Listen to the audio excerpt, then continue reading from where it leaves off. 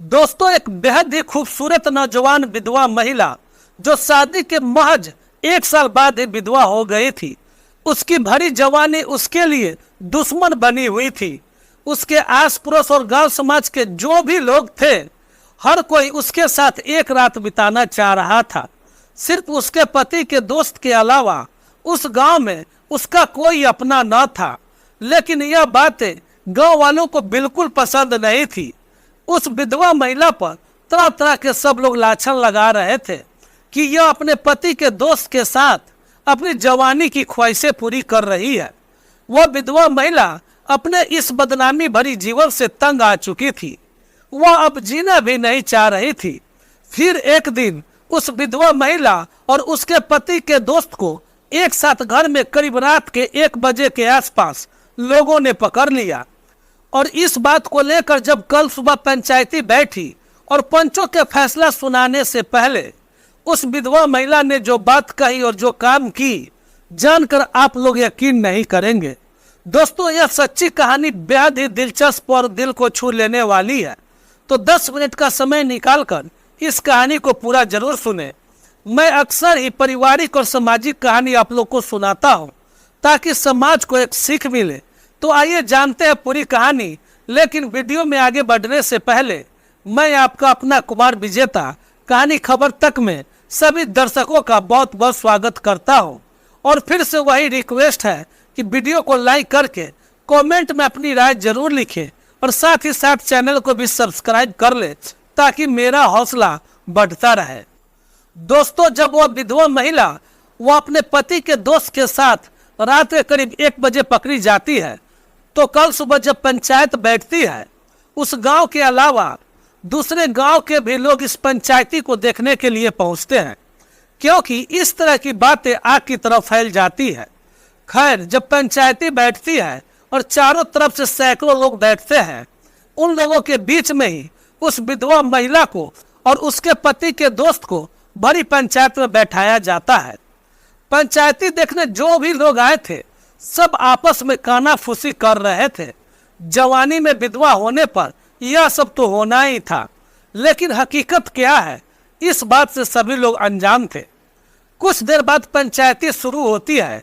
गांव का जो प्रधान होता है, वह पहले उस विधवा महिला से पूछता है कि तुमने ऐसी गलती क्यों की है।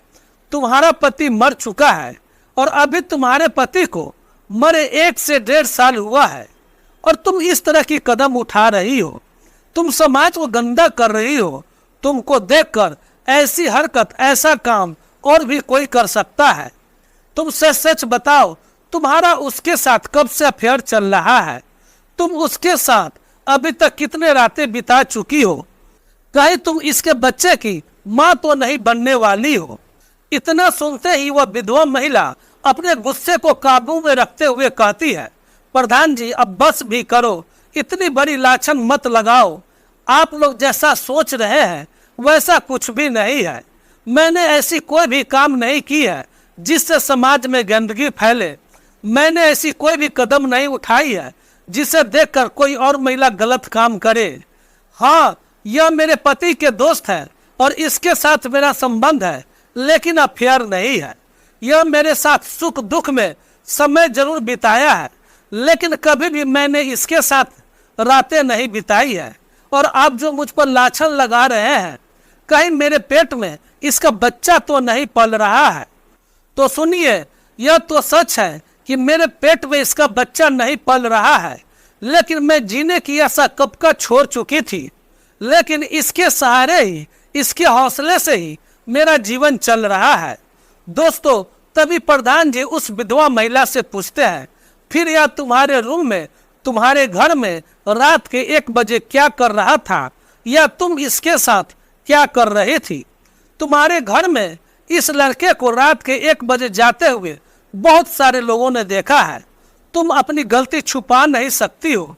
तुम्हें आज भरी पंचायत में यह बताना ही होगा कि इस लड़के से तुम्हारा क्या रिश्ता है। विधवा महिला कहती है कि आज के समाज के लोगों की सोच कितनी गिर गई है कि कोई भी किसी के घर में रात में जाए तो लोग उसे गंदी ही नज़र से देखते हैं। लेकिन मैं पूछना चाहती हूँ समाज के इज्जत के ठेकेदारों से, कि जब से मैं विधवा हो गई हूँ और मेरे घर में मेरे एक बुजुर्ग सास के अलावा कोई नहीं है और मेरे दुख से इस गांव समाज को कोई मतलब नहीं है, मैं कैसे जी रही हूँ या मर रही हूँ, किसी ने कभी भी जानने की कोशिश नहीं की। मैं अपने बुजुर्ग सास की दवाई लाने के लिए अपने आसपास गांव समाज के किसी भी व्यक्ति से कहती हूँ तो सभी लोग मुंह फेर लेते हैं। मैं अकेली महिला भला कहाँ कहाँ अपने बीमार सास को छोड़कर उनकी दवाई और घर का सामान लाने को जाती। मेरे इन सब दुखों को देखने के बाद मेरे पति के दोस्त ने एक दिन मेरे घर आकर कहा, मेरी जरूरत हो किसी काम के लिए तो मुझे जरूर बतलाना, क्योंकि भले तुम्हारा पति मतलब मेरा दोस्त आज इस दुनिया में नहीं है, लेकिन वह मेरा बचपन का यार था। वह बचपन से लेकर जवानी तक मेरे हर सुख दुख में मेरे साथ कदम से कदम मिलाकर चला था, और वह जब आज नहीं है तो मेरा फर्ज है कि मैं उसके घर पर मतलब तुम्हारे घर पर कोई दुख ना आने दूं, क्योंकि जब मेरे पास पैसे नहीं थे तो वह बिना कहे मेरे तकलीफों को समझ जाता था, मेरी मदद करता था। और फिर इसने कहा, अगर तुम्हें कोई मेरी जरूरत पड़े तो तुम बेहिचक मुझे बतलाना। लेकिन मैं आप लोगों को बतला देना चाहती हूँ कि मैंने इनका शुक्रिया अदा किया कि आपने मुझे इतनी हिम्मत दी, मेरे लिए काफ़ी है। लेकिन मैं आपसे कोई मदद नहीं ले सकती, क्योंकि एक विधवा महिला जब किसी प्राय पुरुष से मदद लेती है तो समाज उसे गलत नज़र और गंदी नीयत से देखता है, और समाज में कुछ लोग ऐसे भी हैं जो बदनाम करने की भी कोशिश करते हैं। इसलिए मैं नहीं चाहती हूँ कि मेरे लिए आप पर कोई लाछन लगे। फिर भी इन्होंने समाज की और अपनी इज्जत की परवाह न करते हुए मेरे हर सुख दुख में मदद की, जिसके वजह से आज मेरी सासू माँ मतलब इनके दोस्त की माँ की तबीयत पहले से काफ़ी हद तक अच्छा हो गया है। लेकिन कल रात अचानक मेरी तबीयत अधिक बिगड़ती जा रही थी। तब मैं अपने पति के दोस्त को फ़ोन करके रात को बुलाई थी, और यहाँ आने के बाद मेरी तबीयत को देखकर कहने लगे कि नहीं, इसी वक्त किसी बड़े डॉक्टर के पास जाना पड़ेगा। हम लोग इसी पर बात कर ही रहे थे, लेकिन पता नहीं आस पड़ोस के लोगों को क्या लगा, शोर मचाते हुए हमारे घर में आकर हमें खरी खोटी सुनाने लगे। लेकिन मैं समाज के इज्जत के सभी ठेकेदारों से पूछना चाहती हूँ कि तुम्हारे जिस आंखों ने इस लड़के को आते देखा, उस आंखों ने कभी हमारे घर के दर्द को, कभी किसी विधवा महिला के तकलीफ को देखने की कोशिश भी की है? अगर देखी भी है तो सिर्फ और सिर्फ गंदी नीयत से, अपने साथ रात बिताने की नीयत से। अगर मैं इन लोगों के साथ रात बिताती, उनके साथ अवैध संबंध बनाती, तो यह लोग आज मुझ पर उंगली नहीं उठाते। बस इन लोगों के साथ यह सब मैंने नहीं की, इसी बात का तकलीफ इन लोगों को रहता है, क्योंकि हर एक विधवा महिला को यह समाज कभी भी हमदर्दी के नज़र से नहीं देखता है। जब भी देखा है हवस के नज़र से देखा है। प्रधान जी, मैं आगे कुछ नहीं कहना चाहती हूँ, अब फैसला आपके हाथ में है। आप जो मुझे सजा देना चाहते हैं दे सकते हैं। अगर अब भी आपको लगता है कि गलती मेरी है, लेकिन अगर गलती इस समाज की है तो इस समाज को आप क्या सजा देंगे? प्रधान जी विधवा महिला की बातें सुनकर नज़र झुकाए बैठे रहते हैं, क्योंकि उनके पास उस विधवा महिला के सवालों का कोई जवाब नहीं था, क्योंकि विधवा महिला की कोई गलती नहीं थी।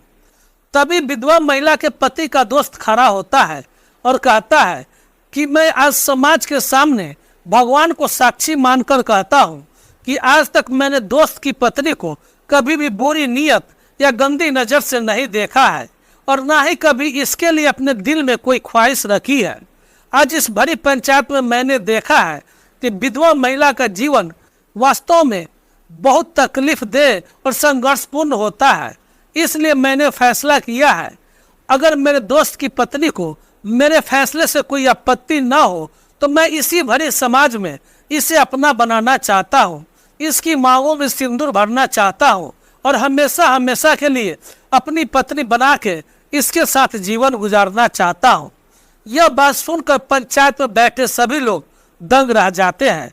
आश्चर्य से सभी लोग उस लड़के की तरफ देख रहे थे। प्रधान जी उस विधवा महिला से पूछते हैं, इस लड़के के फैसले पर तुम्हें कोई आपत्ति है क्या? क्या तुम इसके साथ अपना जीवन गुजारना चाहती हो? तुम इसकी धर्मपत्नी बनना चाहती हो?